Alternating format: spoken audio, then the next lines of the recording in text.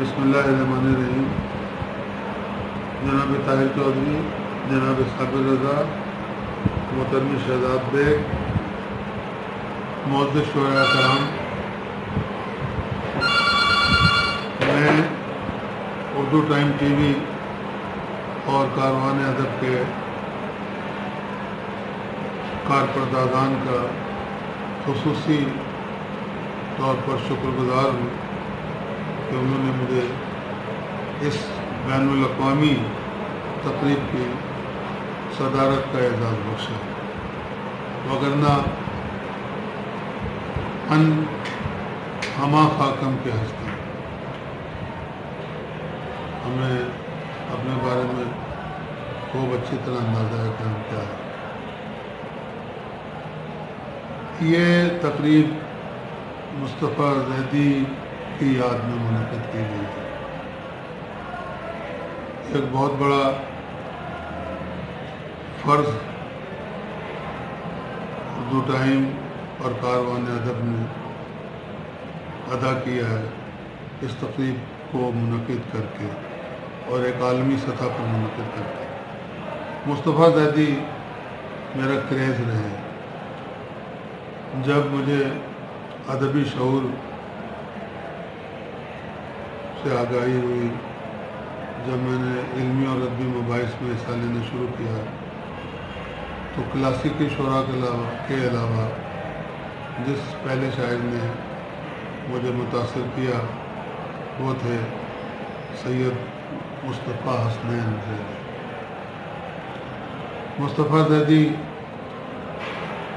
ایک پیشے کے اعتبار سے ایک بیوروکریٹ تھے، سول سرونٹ تھے. مصطفیٰ زیدی نے 1954 سے لے کر 1969 تک مختلف جگہوں پر مختلف عہدوں پر سول سروس میں، مرکزی سول سروس میں خدمات انجام دی. مصطفیٰ زیدی ایک معروف شخص تھے، ایک خوبصورت انسان تھے. وہ اپنے کام میں انتہائی مشاق، انتہائی مستعد اور انتہائی کمپیٹنٹ تھے. مجھے سول سروس میں ملازمت کے دوران موقع ملا ساہیوال میں سرو کرنے کا. میں نے ان کے بارے میں ساہیوال کے لوگوں سے، ساہیوال کے ادیبوں سے، ساہیوال کے وکلاء سے، ساہیوال کے شرفاء سے، ساہیوال کے عام لوگوں سے جو باتیں سنی، ان باتوں نے مصطفیٰ زیدی سے میری عقیدت میں اور اضافہ کیا. مصطفیٰ زیدی کا جو پہلا شعر تھا جس نے مجھے بہت زیادہ متاثر کیا اور ابھی تک میں اس کے افسوں میں گرفتار ہوں، وہ تھا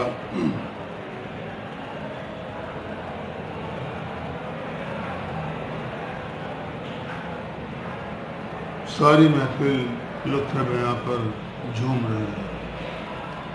ساری محفل لطف بیاں پر جھوم رہی ہے، دل میں ہے جو شعر خاموشاں کس سے کہیں.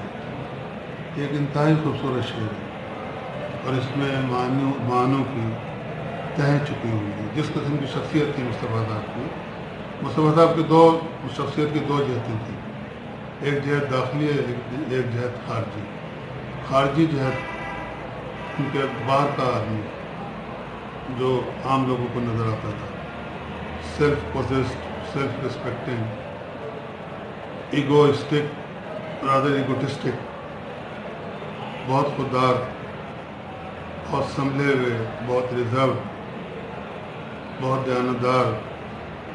یہ تھی ان کی ظاہری قول جو انہوں نے پرسونا اوڑھا ہوا تھا سول سروس کا. مجھے دکھ ہوتا ہے کہ انہیں سول سرونٹ نہیں ہونا چاہیے تھا. ان کا انتخاب غلط تھا. وہ شاعر تھے، اول بھی شاعر تھے، آخر بھی شاعر تھے. ان کی شاعری اگر ہم توجہ سے پڑھیں تو ان کی شاعری ہمارے لیے بہت سی نئی نئی دنیایں جو ہے ہمارے اوپر آشکارا کرتی.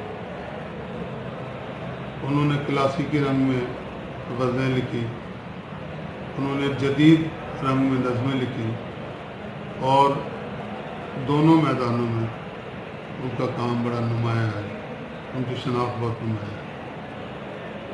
مصطفیٰ زیدی کو جن لوگوں سے عقیدت تھی ان میں جناب فراق گورکھپوری، جو الہ آباد یونیورسٹی میں انگریزی کے پروفیسر تھے، اور ان کو مصطفیٰ زیدی اپنا استاد بھی گردانتے تھے.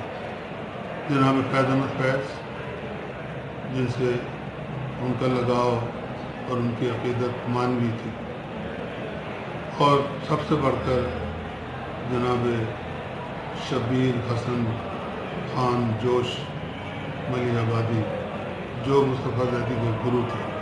ایک واقعہ ہے، ایک دن جوش صاحب کراچی سے ساہیوال تشریف لا رہے تھے مصطفیٰ زیدی صاحب سے ملنے کے لیے. مصطفیٰ زیدی صاحب دفتری معاملات میں مصروف تھے. تیزگام سے انہوں نے آنا تھا. تیزگام آئی، جوش صاحب دروازے پر آئے اپنے کمپارٹمنٹ کے. انہوں نے انتظار کیا. زیدی صاحب جلدی میں کام کی اجلت میں بھول گئے کہ انہیں جانا تھا. جب انہیں 5 منٹ کے بعد یاد آیا، مصطفیٰ جوش صاحب نے گاڑی سے اترنے سے انکار کر دیا. وہ گاڑی میں رہے، گاڑی آگے چلی گئی. مصطفیٰ صاحب کو پتہ لگا، اسٹیشن پہنچے، گاڑی جا چکی تھی. انہوں نے اسی کار میں لاہور تک پیچھا کیا گاڑی کا، اور گاڑی پہنچنے سے پہلے ریلوے کے جو تیزگام تھی اس سے پہنچنے سے پہلے وہاں پلیٹ فارم پہ پہنچ گئے. اور پھر انہوں نے جوش صاحب سے بے انتہا معذرت معافی مانگی. جوش صاحب بہت غصے میں تھے، بہرحال پہ غصہ سمجھا. تو یہ ہے ایک مثال ان کی عقیدت کی. جوش صاحب سے وہ اکثر آتے تھے ساہیوال میں، محفلیں سجتی تھی شعر و شاعری کی. اور جوش صاحب کا جو پرشکو جو ان کا ڈکشن ہے، اس کی کہیں کہیں جھلک ہمیں مصطفیٰ زیدی کے کلام میں ملتی ہے. اسی طرح فیض صاحب کی جو غنائیت ہے، فیض صاحب کی جو کلام کی جو نغمگی ہے، اور جو کلاسیکی جو اس میں رنگ ہے، اس کا بھی ہمیں جھلک ملتی ہے مصطفیٰ زیدی کے کلام میں. فراق گورکھپوری صاحب کی غزل، طویل غزل لکھنے میں انہیں بڑی مہارت حاصل تھی، اور مانویت وہ بھی، وہ اس کا رنگ بھی ان کے کلام میں جھلکتا ہے. لیکن اس کا مطلب نہیں ہے کہ مصطفیٰ زیدی صاحب کے کلام تبادات نہیں تھا. ان کا کلام انتہائی اوریجنل کلام تھا.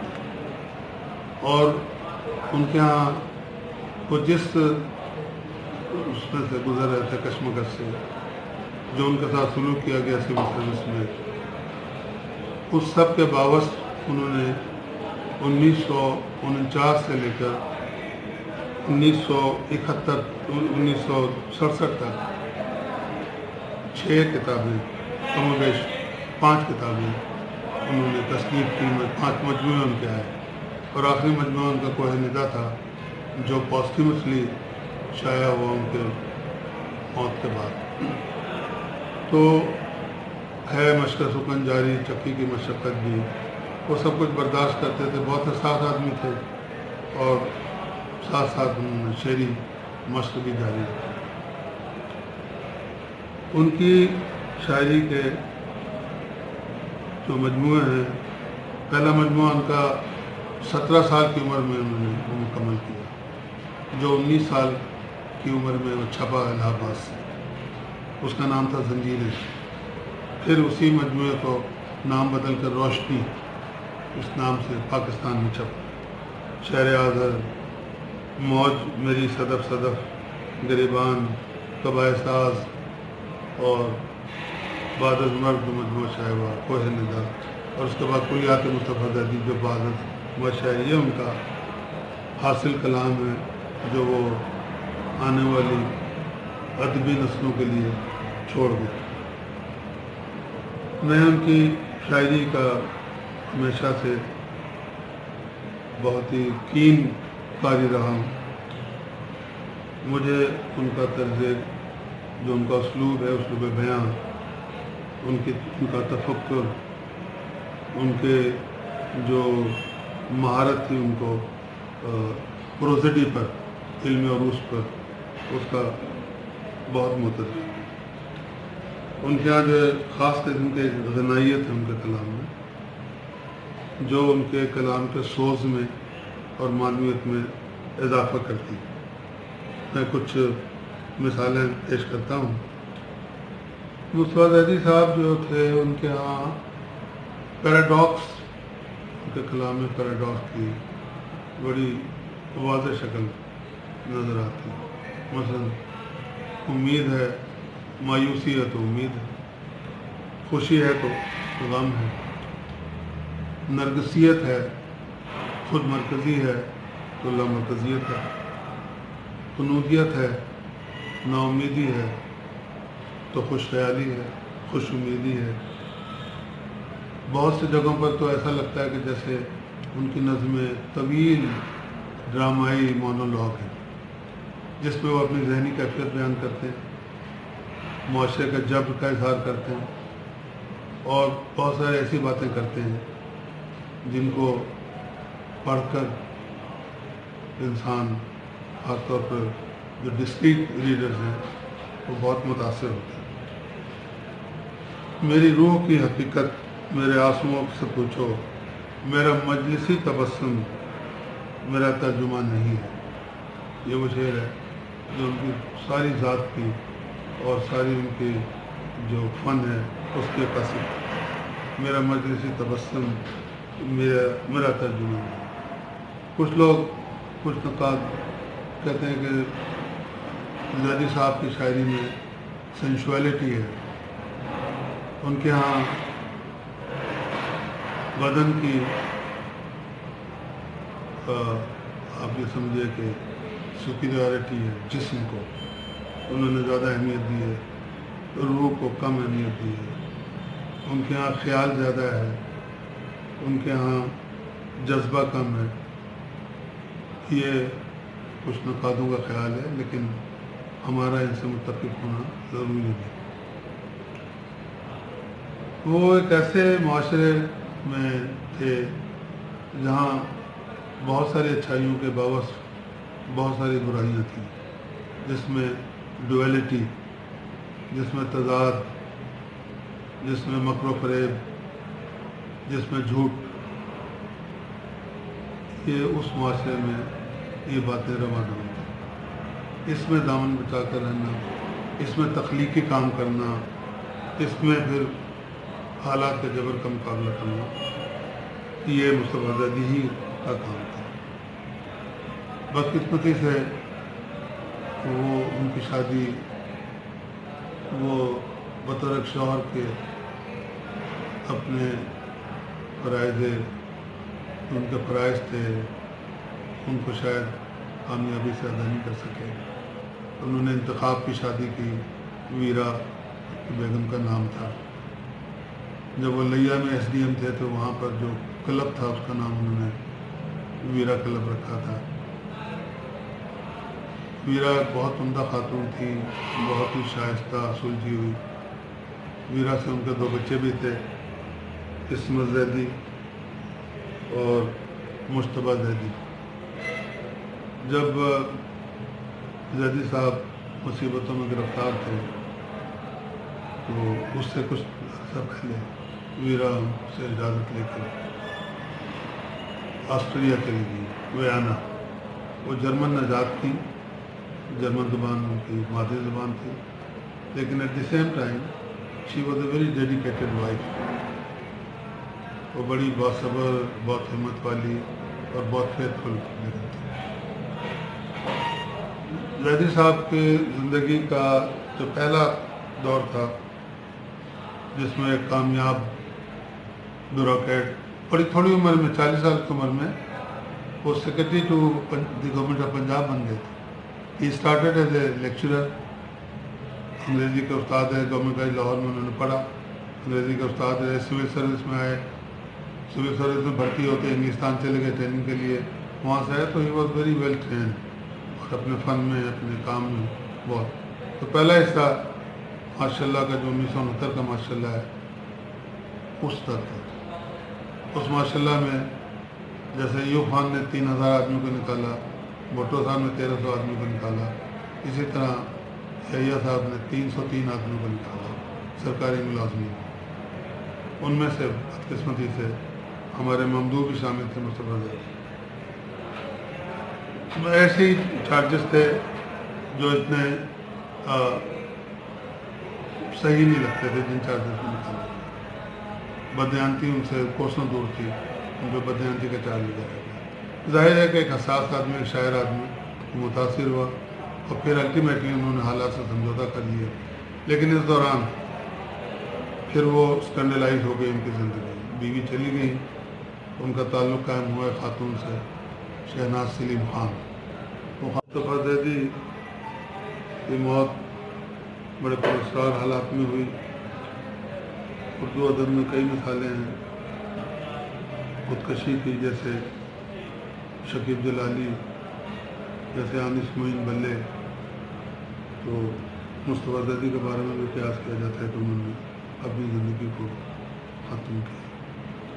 उनका एक शेर था, मैं किसके हाथ पे, ये शेर बहुत कोट होता है, अपना लहू तलाश करूँ, तमाम शहर ने पहने हुए हैं दस्ताने।